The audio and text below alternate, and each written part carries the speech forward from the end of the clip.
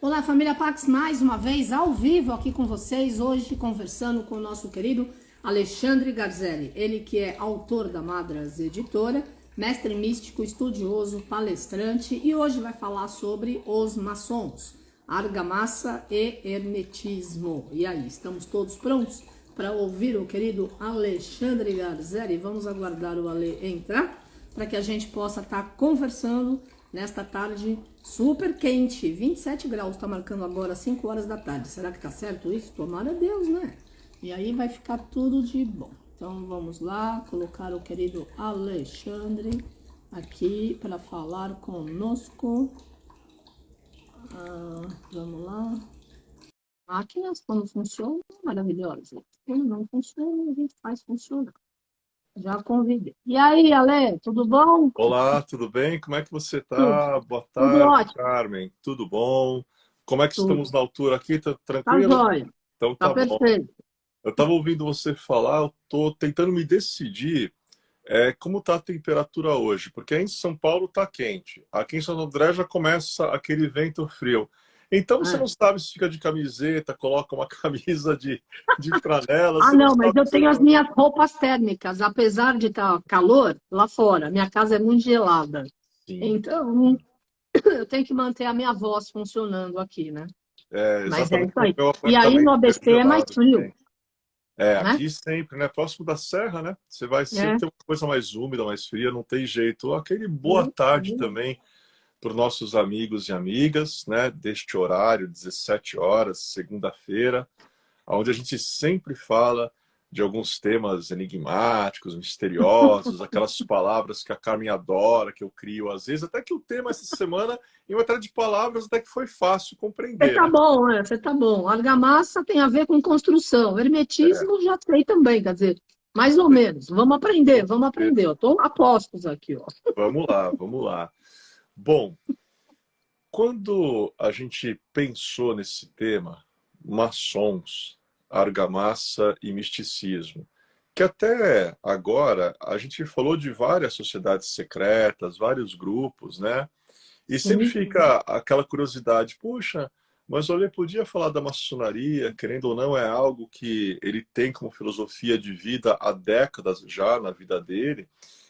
Mas eu falei, ok, uma live nós vamos fazer e veremos, né, Carmen, se fica só em uma ou se tem que se desdobrar em algumas, porque o assunto é vasto, o assunto é complexo, né?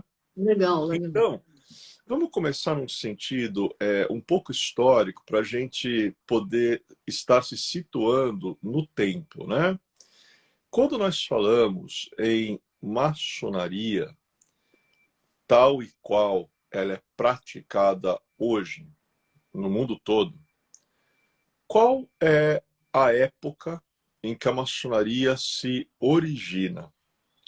E essa pergunta já vai levar a vários desdobramentos. A maçonaria praticada hoje em dia, ela é oriunda de um movimento que ocorreu na Inglaterra no ano de 1717. Então dá para a gente ver que é algo bem antigo, Antigo. quando quatro lojas maçônicas elas se reuniram e essas lojas tinham nomes bem interessantes: a coroa, a macieira, a taça e as uvas, o ganso e a grelha eram o nome dessas quatro lojas. Elas se unem para fundar o que nós chamamos da Grande Loja Unida da Inglaterra. Por que isto é importante? O que é a Grande Loja da Inglaterra? É o que nós chamamos de uma potência maçônica, para ficar fácil para os ouvintes. É como se fosse um governo maçônico de alcance mundial, perante o qual, seja lá em que país a maçonaria estiver, ela precisa ser reconhecida por esta grande loja da Inglaterra, porque Olha, senão ela não teria uma certa legalidade, por assim dizer, né? Não seria visto como algo autêntico, como algo puro, né? E aí algumas pessoas falariam, puxa, que legal. Então a maçonaria começou no ano de 1717 na Inglaterra. Só que não. Porque Não? antes dessas 4 lojas se unirem, 100 anos antes, já Hum, existe registro na Escócia, um século antes, de uma uhum. loja extremamente antiga chamada Mary Chapel.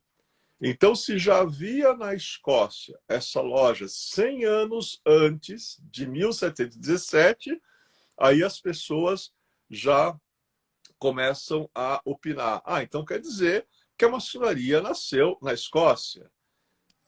Poderia ter nascido, só que não. Porque antes da Grande Loja da Inglaterra, antes da Mary Chapel, essa loja que existe na Escócia, até hoje ela é operante na Escócia, havia um movimento na Europa conhecido como camaradaria, a Hum. camaradaria francesa. E o que é a camaradaria? A camaradaria é uma reunião de guildas de construtores. Agora, quando a gente fala guilda de construtor, para não pensarmos direto já no pedreiro, nós precisamos entender o que eram essas guildas. Porque quando você vai fazer uma catedral, você na construção de uma catedral, você não vai ter apenas o pedreiro. Então havia a guilda dos carpinteiros, a guilda dos marceneiros, havia a guilda dos ferreiros, aqueles que forjavam, mexiam com ferro, havia a guilda dos vidroeiros, que eram aqueles que conseguiam dar forma e cor aos vidros que depois eram utilizados nos vitrais das catedrais. Havia Sim. a guilda dos tecelães, né? Que faziam cortinas, roupas para santos, toalhas para altar. E tem um dado muito interessante sobre essas guildas, porque estas guildas na Europa, elas ganhavam muito dinheiro, claro, e elas patrocinavam o teatro medieval. E o teatro Olha. medieval tinha sempre uma conotação de peças sacras. E é bem interessante, Camille, que esse teatro começava dentro da igreja ou dentro da catedral e ele ia em direção àquela praça que fica na frente das igrejas ou das Sim, das catedrais. igrejas. E quem É. bancava as companhias teatrais eram as guildas de construtores. Depois, é claro também que a burguesia acabou entrando nisso, mas quando a gente fala assim de tempos mais antigos, as guildas eram responsáveis, né? Era uma maneira delas se ligarem à fé, delas demonstrarem que estavam conectadas ao divino, conectadas ao sagrado, patrocinar esses teatros sacros. Então, um dado bem interessante. E entre estas guildas, nós temos a guilda dos pedreiros. Inclusive, o termo maçom, em francês, quer dizer pedreiro. Então, Uhum. esta guilda, ela tem uma história extremamente interessante na Idade Média, até mesmo antes da Idade Média, porque a Idade Média, Carmen, ela era um ambiente, aquele período, nós tínhamos um ambiente muito repressor. Então, Sim. as pessoas que nasciam em uma cidade, claro, que pertencia a um feudo, se elas não tivessem permissão do senhor feudal para sair daquela cidade, elas iam nascer, se desenvolver, casar, ter filhos, envelhecer e morrer sem que tivessem saído daquela cidade. Então as pessoas não eram livres para andar por onde elas quisessem. Sim. As guildas dos construtores, os pedreiros já não. Porque como as construções ocorriam em todas as partes da Europa, eles tinham livre trânsito para viajar. Então é muito Uhum. interessante, né, que quando a gente observa a maçonaria hoje, dentro de vários ritos maçônicos, né, que existem, o que você sempre fala é necessário ser livre e de bons costumes para ingressar na maçonaria. Ser livre, nós podemos entender esse termo de diversas maneiras, né? Mas a liberdade era algo concedido numa época extremamente opressora a estes construtores que tinham salvo-conduto para viajar pela Europa inteira, a serviço de reis, a serviço do Vaticano, a serviço do clero, porque eram eles que erigiam as construções, né? Então, quando a gente for procurar uma origem maçônica, é mais apropriado dizer que essa origem vai se situar nessas confrarias, nessas guildas de construtores da Idade Média. Mas a gente sabe que a construção é algo que existe antes da Idade Média. Então, você também tem certas origens maçônicas associadas ao Templo de Salomão. Inclusive, Carmen, as lojas maçônicas, e você conhece loja maçônica, a loja maçônica, quando você adentra a loja, você estaria numa réplica em menor escala do antigo Templo de Salomão, se observar alguns objetos que tem lá. E no Templo de Salomão, haviam construtores divididos em diferentes níveis que ergueram o templo, que na época foi considerado uma das maravilhas do mundo. Mas o Templo de Salomão, é interessante que algumas coisas nele eram muito baseadas nas antigas construções das escolas de mistérios do Egito. Então, claro que lá no Egito também já havia. Então, quando você pergunta qual a origem da maçonaria, a origem da maçonaria, ela se perde na noite dos tempos. No entanto, a maçonaria que praticamos hoje, codificada como ela está hoje, com o tipo de vestimenta, com o tipo de ritual, com o tipo de cerimonial, você pode direcioná-la mais para esse aspecto inglês, a união de 4 lojas que geram a Grande Loja Unida da Inglaterra em 1717. Então, isso é um pouco de história para as pessoas entenderem que estamos falando de algo que é extremamente antigo. Não é algo que apareceu agora no mundo, né? E o que é a maçonaria? Bom, eu costumo fazer o seguinte, Camille, para explicar o que é a maçonaria, eu acredito ser melhor, em primeiro lugar, dizer o que ela não é. É bem interessante começar ao contrário, né? Por exemplo, não tem problema. É preferível, né? Para evitar confusões, né? A maçonaria, ela não é um clube social. Nada contra clubes sociais, adoro, trabalho com muitos, mas ela não é um local que se destina apenas a encontros sociais. Quando você ingressa em um clube social, você não tem um ritual de iniciação. Na maçonaria, você tem. Dentro de clubes sociais, você não tem graus que vão se elevando e se aprofundando cada vez mais. Na maçonaria, você os tem. Então, a maçonaria não é um local onde vamos apenas lá fazer clube social. Não é isso que é a maçonaria. A maçonaria, ela também não é um clube de serviços, né? Porque às vezes tem uma lenda, Carmen, as pessoas falam, não, eu vou ingressar na maçonaria porque isso vai ser bom para os meus negócios, isso vai ser bom para a divulgação da minha marca. Não é assim que a coisa funciona. Maçonaria não é clube de serviços. Como também a maçonaria não é palanque político. Então, às vezes, até tem algumas pessoas que ingressam, né, na maçonaria, porque na história, a maçonaria no mundo, não apenas no Brasil, esteve em vários momentos da história envolvidas em eventos que derrubaram reis, que mudaram sistemas totalitários de um país para sistemas democráticos. Então, às vezes a pessoa vê isso, né? E ela acredita, se ela tem, digamos, pretensões políticas, né, que a maçonaria é um palanque político, e nós costumamos até advertir, né? Cuidado aquele que se interessa em política, principalmente se for um de nós. Porque se em nível político cometer algo não muito ético, poderá ser afastado sumariamente da maçonaria, porque isso nós não vamos tolerar, nós não vamos permitir, né? Então, a gente já desfaz aí alguns mitos, né? Ah, a maçonaria também não é uma conspiração mundial, não estamos interessados em dominar o mundo, né? Não, porque tem cada lenda literalmente absurda, né? Eu sei. É. Então, a gente sabe bem, a gente se conhece há pouco tempo, né? A gente já ouviu cada história, pelo amor de Deus. Então, É.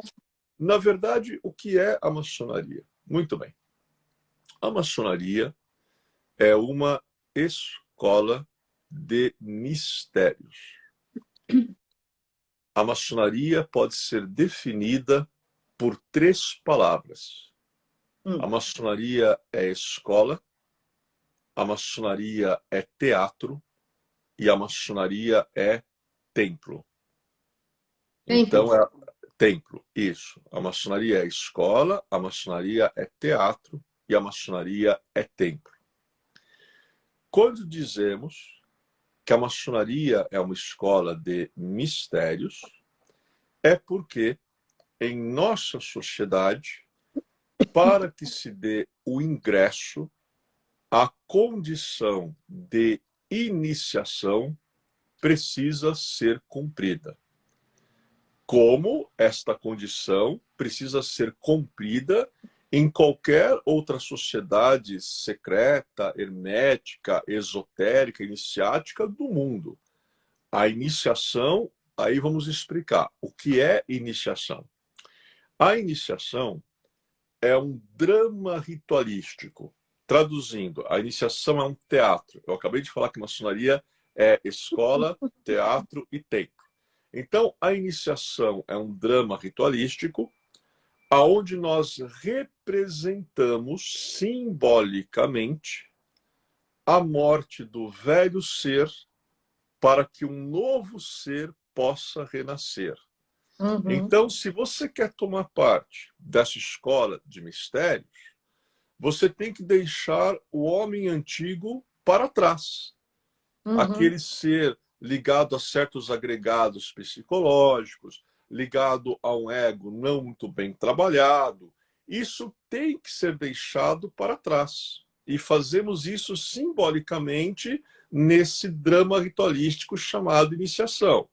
A partir do momento em que o velho homem é deixado para trás, a gente espera que nasça o novos homos, o homem novo, cujo desejo deve ser o de se reintegrar à causa primeira da qual ele é oriundo. Mas para que isto aconteça, uma longa jornada ele vai ter que passar. E essa jornada vai envolver depuração, reparação, regeneração, autoconhecimento, né? Não é uma jornada fácil. Até eu e a Carmen comentamos sempre aqui. Tem pessoas que acham que busca espiritual é tranquilidade, é serenidade, são almofadas cor-de-rosas com querubins tocando Imagina. harpa. Olha, na verdade, a busca espiritual é a busca pelo mais sagrado em ti mesmo. Busca espiritual tem a ver com autoconhecimento, que é a tomada de consciência do ser humano em relação a realmente quem ele é. Só que a partir do momento em que nós tomamos consciência com relação a quem realmente somos, tudo aquilo que não condiz com a nossa real natureza divina precisa ser expulso de nós, expulso das nossas vidas. E não pensem que isto é um processo tranquilo, sereno, pacífico, sem relâmpagos, raios e trovões, porque tem bastante turbulência nesse voo, né? Mas a gente adora emoções fortes, então Com tudo bem. certeza. É o que eu digo. Se é para a gente encarnar sem emoções fortes, o próprio ato de encarnar não teria sentido, né? Não seria mesmo. Então, Ó, e é muito eu posso mandar. interessante. Pode, Eu pode. queria mandar um abraço para o Marcelo da Atlântida, Rádio Atlântida FM, que está aí com a gente. Obrigada, Sim, Atlântica. Sorry. maravilha, tranquilo. Ele está com a Então, gente aí. é interessante, né? Porque é uma escola de mistérios. Você precisa ser convidado para ingressar na maçonaria e nós procuramos convidar os livres e os de bons costumes. Porque o que quer dizer ter bons costumes? É alguém que procure ter uma vida correta, ilibada, ética, sendo chefe de família, seja um bom esposo, seja um bom pai, seja um bom profissional, né? Porque é esse tipo de ser humano de caráter correto que nos auxilia a transformar para o melhor a sociedade e a humanidade Sim, como um todo. claro. Uma outra condição, que até eu vou me lembrando das perguntas que as pessoas me fazem e vou explicando aqui. Além de ser livre e de bons costumes, uma outra condição para ingressar na maçonaria é a crença em Deus e também a crença em uma vida futura. Independente da visão que a pessoa tenha do que é uma vida futura. Para alguns, uma vida futura, quando essa encarnação se encerra, você não regressa mais. Para outros, existe o processo de reencarnação. Cada um tem a sua visão. Mas é condição sine qua non crer em Deus, em uma vida Olha, futura, ser livre e de bons costumes, para que você seja convidado a tomar parte da maçonaria. E uma vez, né, convidado, uma vez aceito para adentrar a maçonaria, aí será marcada, numa data específica, a sua iniciação, que, como eu expliquei, é o meio pelo qual ingressamos na ordem, né? É muito interessante, tem uma outra lenda urbana, Carmen, eu vou lembrando das lendas urbanas. Ah, mas os seis maçons só convidam os ricos para fazer parte. Vocês são a elite mundial, vocês dominam. É engraçado, tem gente que às vezes confunde, né, maçonaria com aquele banco Bilderberg, né? O pessoal às vezes confunde um pouco as coisas, né? Na verdade, isso realmente é uma lenda urbana. A gente tem casos na história da humanidade aonde até mesmo nos Estados Unidos, onde a maçonaria também é muito forte, nós sim. temos casos de jardineiro da Casa Branca que era venerável mestre na mesma loja que o presidente.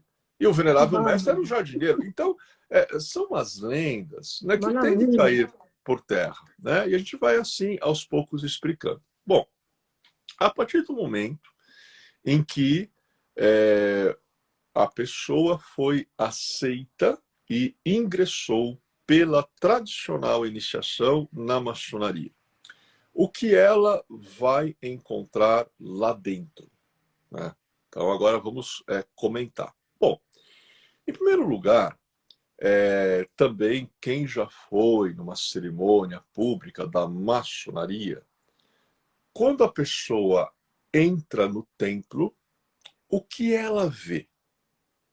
Ela vê colunas de diferentes ordens de arquitetura, ela vê um céu estrelado, ela vê no chão um pavimento com quadrados pretos e brancos, ela vê certos pontos cardeais escritos no chão, né? Norte, sul, leste, oeste.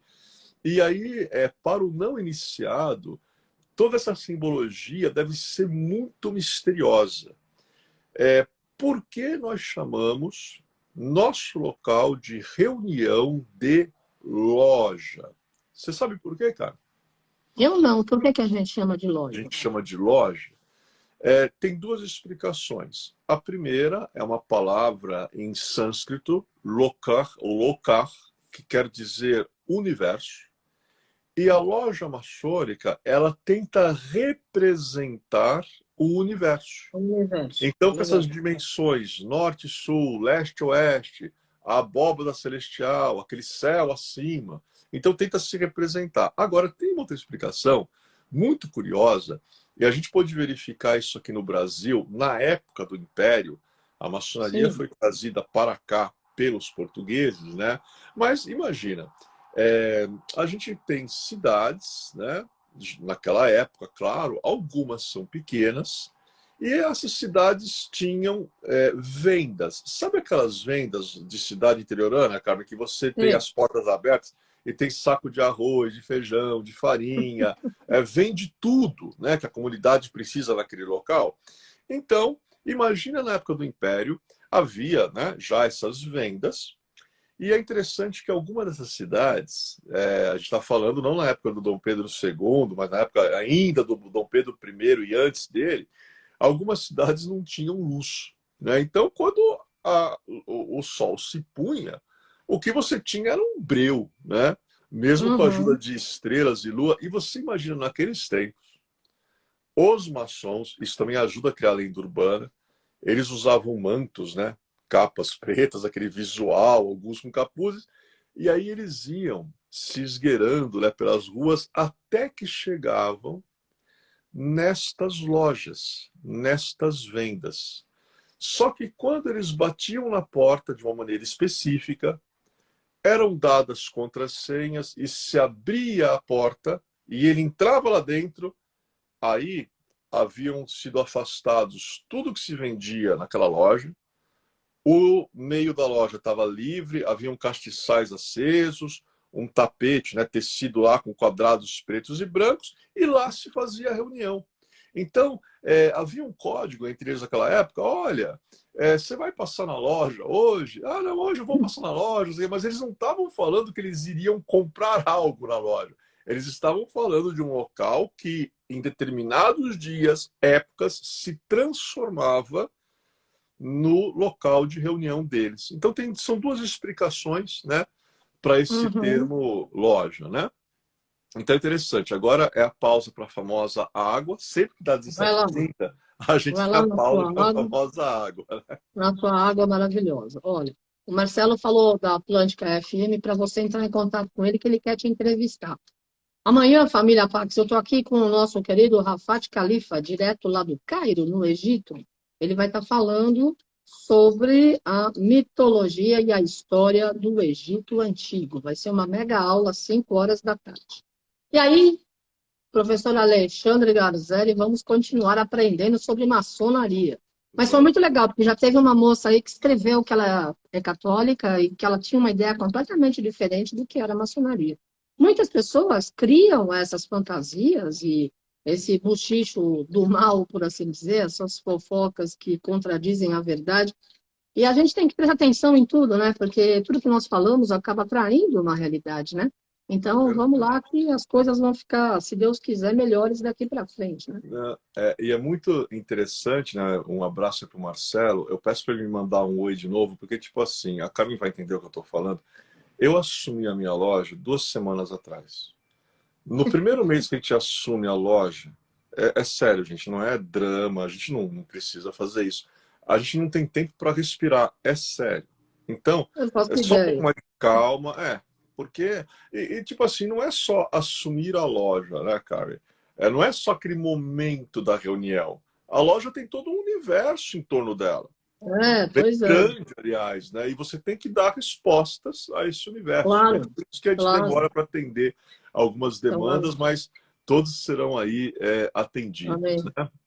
Então é interessante porque essa nossa amiga, né, que até comentou desse aspecto, ela é católica, a maçonaria, em algumas épocas da história da humanidade, ela foi perseguida. E por que ela foi perseguida?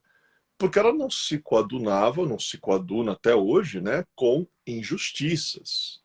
Sim, Ela visa a elevação da consciência do gênero humano. sim, Aqueles que integram a maçonaria são livres pensadores, né? Então, um livre pensador, ele não vai aceitar uma doutrinação, ele vai perguntar, ele quer saber por quê.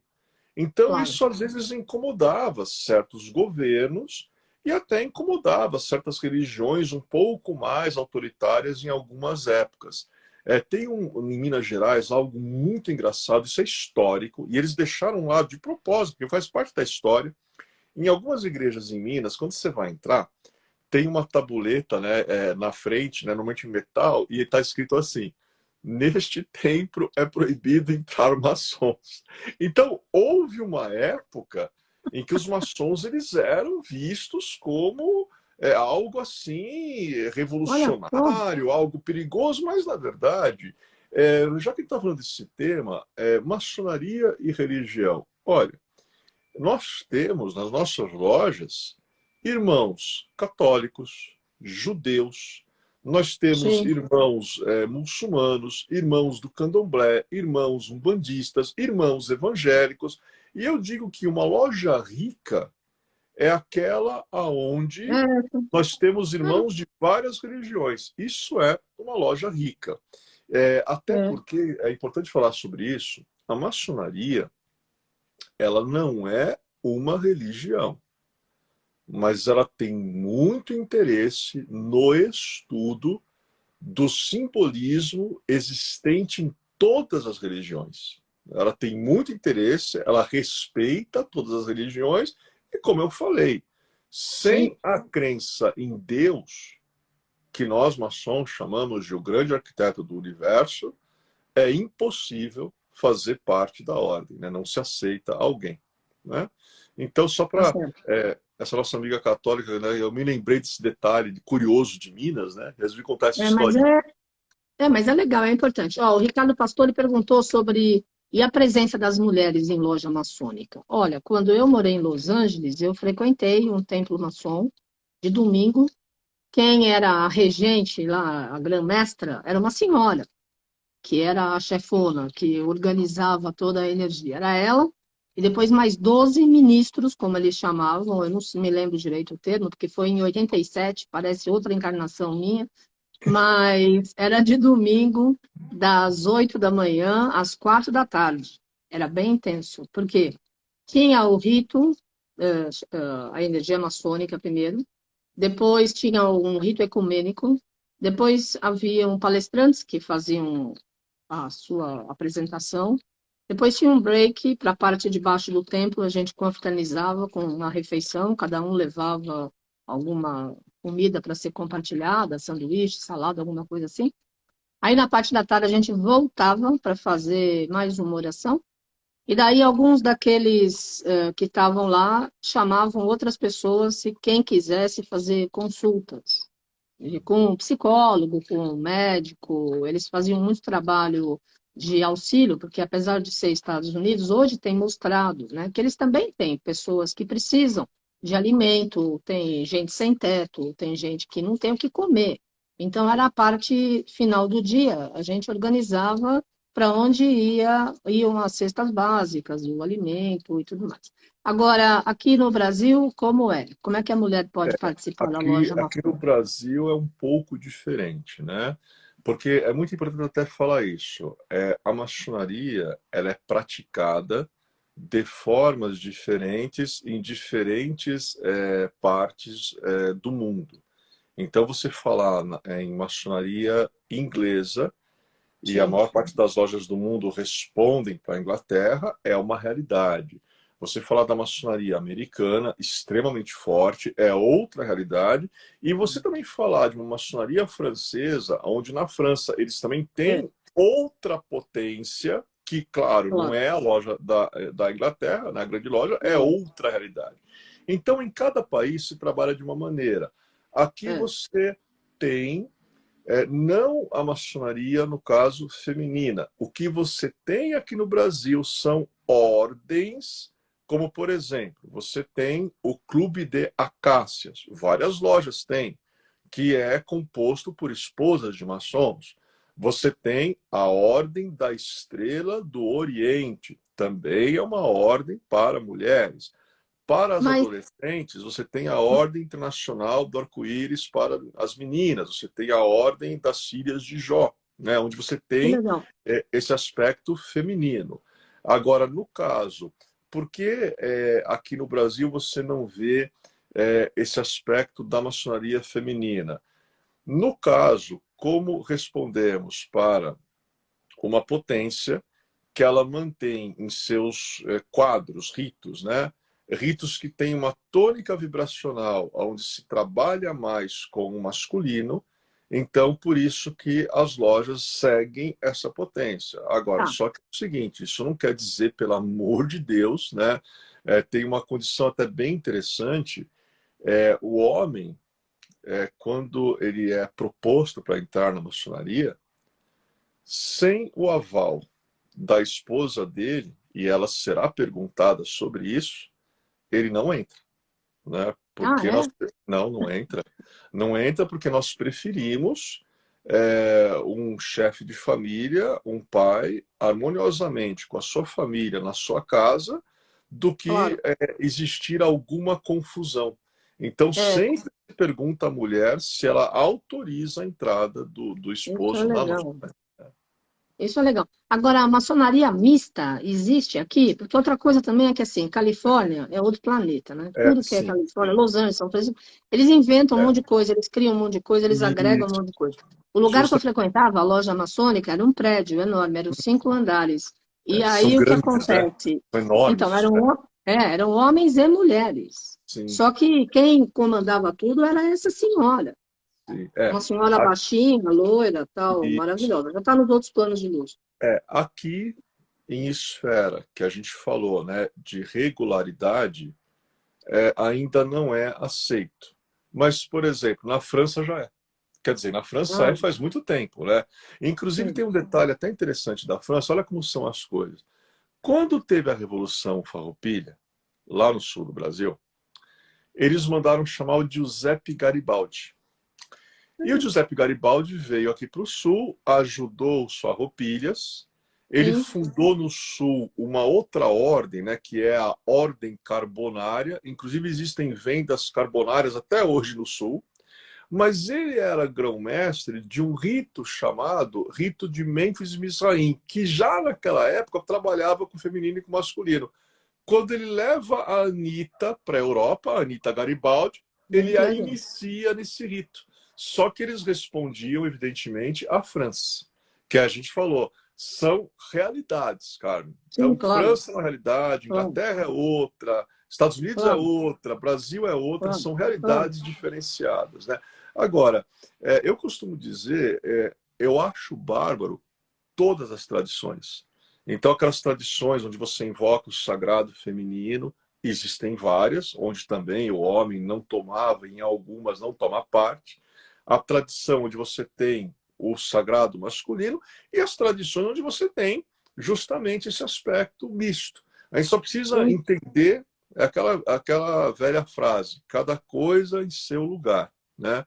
Para aí não começarem a se criar certas confusões. Mas é uma questão bem interessante, né? Bem interessante. A gente uhum. tem aqui uma orientação no país, já que a gente está falando disso, né? Vamos falar de ritos. Tá. Maçonaria é o nome da ordem, é o nome da. Ah, uma outra coisa. Maçonaria, eu ia falar isso agora. Maçonaria é o nome da sociedade secreta. Isso é uma Hum, outra coisa. Existe uma conversa hoje, Carmen, e eu não gosto muito disso, onde as pessoas têm mania de dizer, né? Não, porque a maçonaria, ela não é mais secreta. A maçonaria é discreta. Eu vou comentar uma coisa aqui com vocês. A maçonaria, ela é tão secreta, mas tão secreta, que se você não a estudá-la muito bem, e se você não fazer alterações necessárias no teu interior, ao longo desses estudos que você vai fazer, que não sim, são estudos que devem ficar apenas no intelecto ou apenas no entendimento moral, não. Eles têm que transformar, como se fosse uma alquimia, né? Tem que transmutar o ser humano que participa de tudo aquilo. Se a pessoa não fizer isso, ela pode chegar até no último grau do rito e não saber qual é o segredo. hum, Ela é tão secreta que ela se esconde até dos irmãos que não a estudam profundamente, não a uhum. estudam como se deve. Então, a gente pode até atingir altos graus e não conhecer o segredo. O nosso segredo, o que é o segredo maçônico? Porque hoje em dia tem um monte de livros, né, escritos sobre a maçonaria. Eu acho maravilhoso que tenha. Só que esses livros, quem entende esses livros? O maçom. Qualquer pessoa que não tivesse sido iniciada, que pegar aquilo e ler, como ela não passou pela iniciação e pelas passagens dos graus, ela não tem certas chaves para compreender aquela linguagem. Então não adianta, eu vou comprar o livro aqui da maçonaria, vou descobrir o segredo da maçonaria. Não vai. A coisa é um pouco mais complexa, né? Mas o nosso segredo também não é uma palavra que se diz no ouvido. Não é um aperto de mão. O segredo maçônico é algo que não pode ser escrito, não pode ser traçado, é algo que cabe a cada maçom buscar o segredo maçônico. Uhum. E esse segredo vai ser encontrado aqui, ó, aqui dentro. Se utilizarmos as ferramentas de trabalho que temos ao nosso redor, se utilizarmos toda aquela simbologia que temos ao nosso redor, e entendermos que, na realidade, todos os símbolos, todas as alegorias são oriundas do interior do ser humano. Então, quando você estuda símbolos externos, você está se conectando com o teu interior, aonde aí sim está o real segredo, está a real magia, está a arte real. Como a gente está falando aqui em maçonaria, eu já falei a palavra rito algumas vezes. O que é um rito? Bom, maçonaria é o nome da sociedade secreta. Maçonaria. Rito é a maneira de praticar a maçonaria. Aí a Carmen perguntaria, e quantos ritos existem, Ale? Centenas. Centenas, não são poucos, né? Esse praticar que significa que a pessoa tem que estar presencial quando existem as cerimônias? É isso? Presencial. Tudo presencial. É E é tudo uma vez por semana, né? uma vez por Os semana. encontros. Essa pergunta é muito interessante, cara. Até eu queria até fazer uma prestação de serviço público. Infelizmente, a gente tem observado em certas redes sociais certos convites, né, para se participar de uma maçonaria, por assim dizer, virtual. Gente, isso não é real. Isso não existe. Você não recebe e-mail para ser convidado. Você não recebe convite na tua rede social para ser convidado. Então, eu estou até colocando aí um sinal de alerta. Tomem cuidado, que às vezes, não tem outro termo, cara, a gente tem que utilizar esse termo, às vezes charlatões se servindo, né, do grande nome que a instituição tem, querem se aproveitar para certos golpes. Isto não é maçonaria, não. A maçonaria é sempre presencial. E ela é sempre de boca a ouvido. Ela é de iniciador para iniciado. Não há outra forma de fazer maçonaria. Agora, no tocante aos ritos, ritos maçônicos são maneiras de praticar a maçonaria. Eles têm um cerimonial, você tem um ritual, procedimentos, costumes, simbologias. Aqui no Brasil, você conhece mais o rito escocês antigo e aceito, que é o mais praticado em território nacional, inclusive é o meu rito que eu amo literalmente, rito escocês antigo e aceito. Nós temos aqui o rito de York, nós temos o rito escocês retificado, que é um rito muito interessante, porque nesse rito que foi criado por Jean-Baptiste Villermoz, também esse rito é bem interessante em certos aspectos da ordem martinista que estão contidos no rito escocês retificado. Você tem o rito adoniramita, então o rito moderno, são os ritos que mais a gente ouve falar aqui no Brasil. né? Antes do moderno, você falou o quê que eu perdi? E passou um É, avião. o moderno, antes acho que eu falei rito Você falou escocês do rito escocês retificado e depois... retificado, Ah, moderno, retificado, adoniramita, o rito de esse, York, Adoniramita, como é que é? adoniramita. É adoniramita. Adon, Adona... é. Às vezes em algumas escritas aparece com DH, né? ADO, ADO-NI, Adoni, RAMITA. Né? Mas tem Tá, outras formas de escrever também. Né? tá. Inclusive, esse Nunca... O rito, que que Carmen, significa isso? O que que é, é, significa esse rito Adoniramita? ele é praticado hoje em dia somente no Brasil. Já houve no mundo inteiro, mas ficou apenas aqui. Né? É um personagem, né? É um personagem que eles chamam de Adoniram, em torno do qual existem certos mistérios, né? Ah, E tá, eles ok. têm um rito baseado, né, nesse personagem, né? Tá. E um rito muito bonito, muito místico, muito simbólico. Então, os ritos maçônicos são maneiras de se praticar a maçonaria.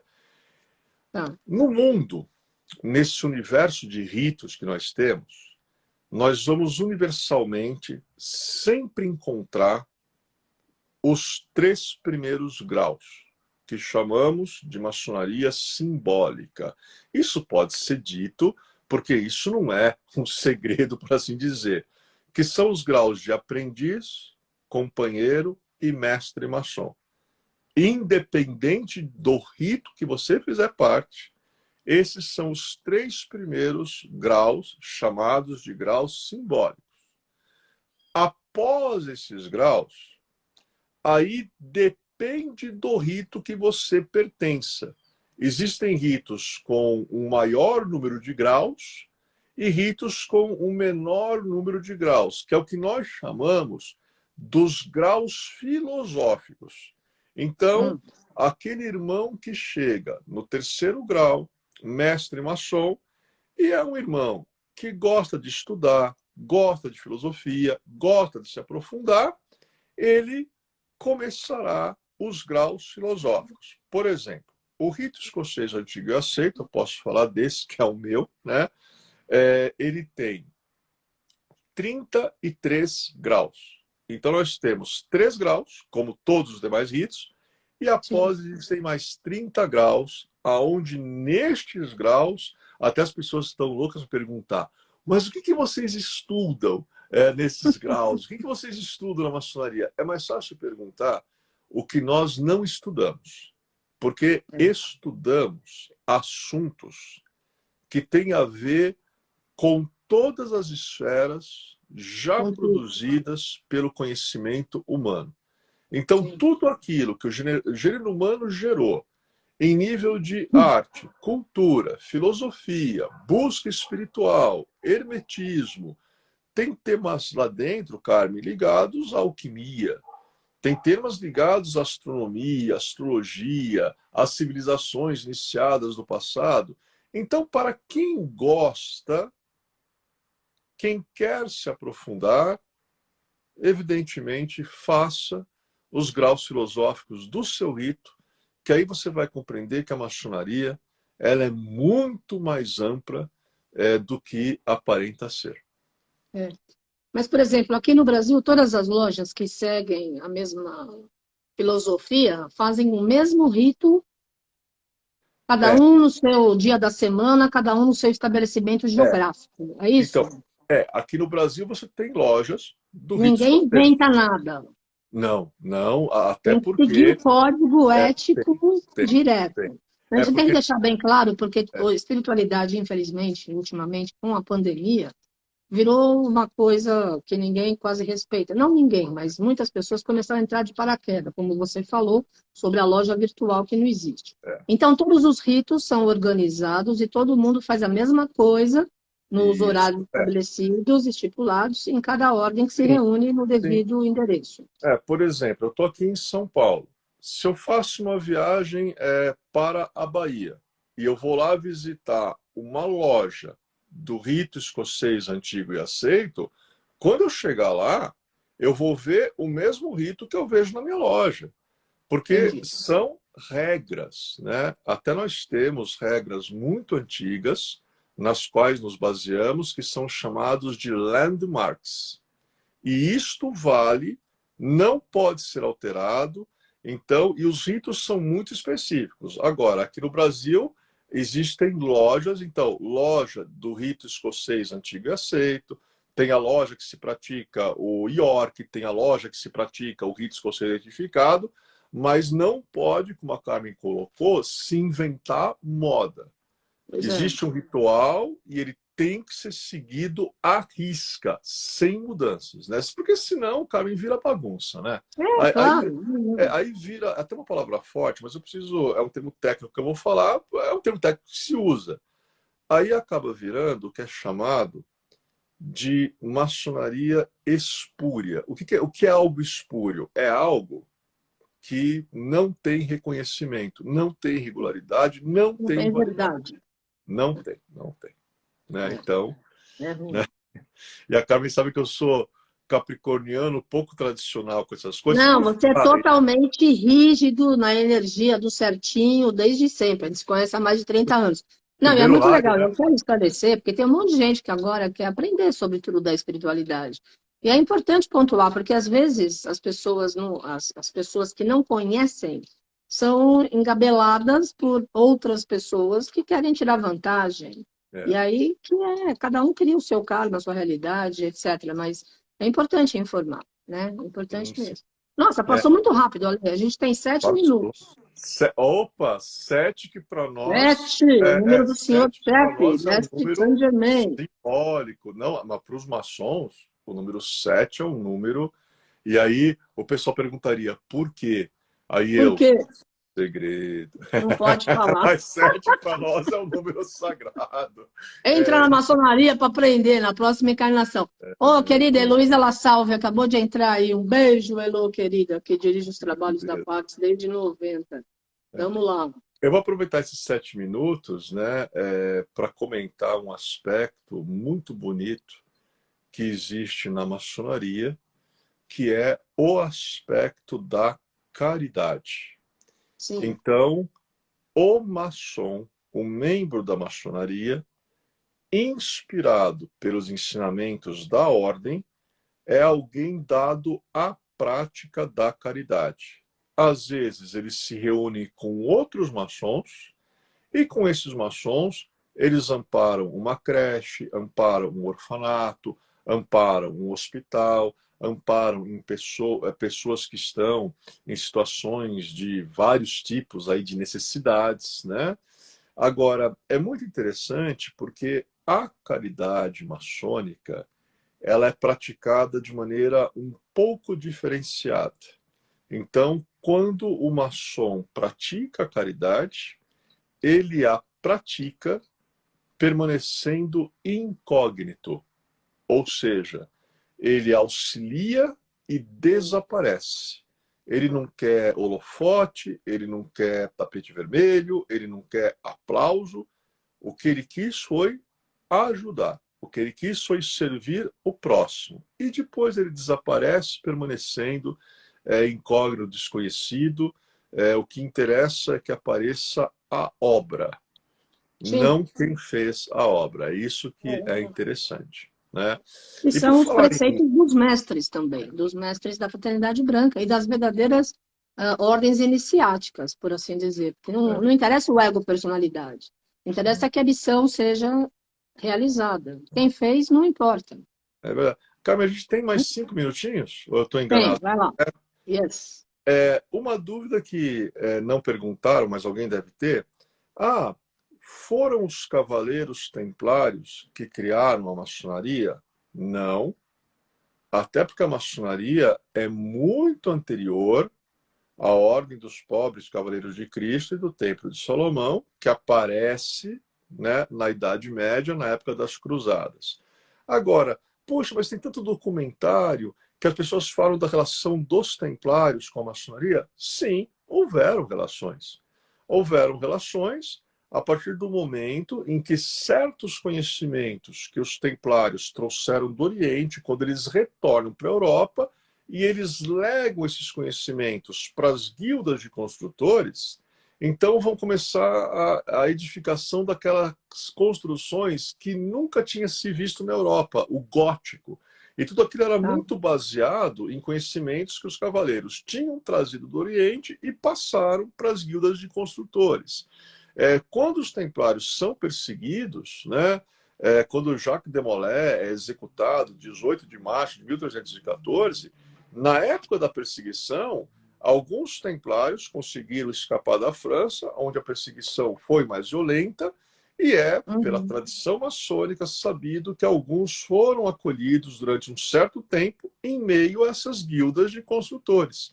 Então, mas são ordens independentes. Então, maçonaria é uma ordem, a ordem dos pobres cavaleiros de Cristo do Templo de Salomão é uma outra ordem.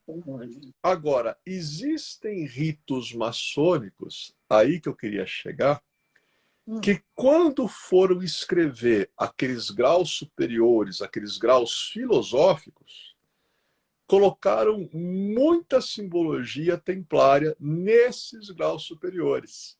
Então, são ritos maçônicos de influência templária. Você tem aí o rito escocês antigo e aceito, que é um deles. Você tem um rito que se chama rito da estrita observância templária, que é um outro rito que tem essa influência, né? Então, no caso do escocismo, no nosso rito escocês, o grande responsável por escrever parte dos nossos graus filosóficos foi o cavaleiro de Ramsay, que era tutor dos filhos da nobreza Stuart, da Escócia. E como o clã Stuart acolheu alguns templários em fuga na época da perseguição, os cavaleiros passaram para eles certos conhecimentos, e quando chegou na hora de constituir o rito escocês antigo e aceito, o cavaleiro Ramsay colocou alguns graus que são extremamente cavaleirescos templários. Eu adoro história maçônica. Adoro. Eu acho ótimo, adoro conversar com você, porque eu aprendo muito. Tem 1 minuto e meio. Amanhã, família Pax, estou aqui com o nosso querido Rafat Khalifa, direto lá do Egito, falando em português, claro. Mitologia e história no Egito Antigo. Ale, tua mensagem final, 1 minuto. A mensagem final é que o grande arquiteto do universo, assim, né, nós conhecemos, nós chamamos Deus na maçonaria, ampare, ilumine e acalente toda a humanidade, mantendo as famílias unidas e o homem na sua incessante busca pelo conhecimento de si mesmo. É isso aí. Obrigada, boa semana. Gratidão, namastê, família Pax. Tchau, tchau.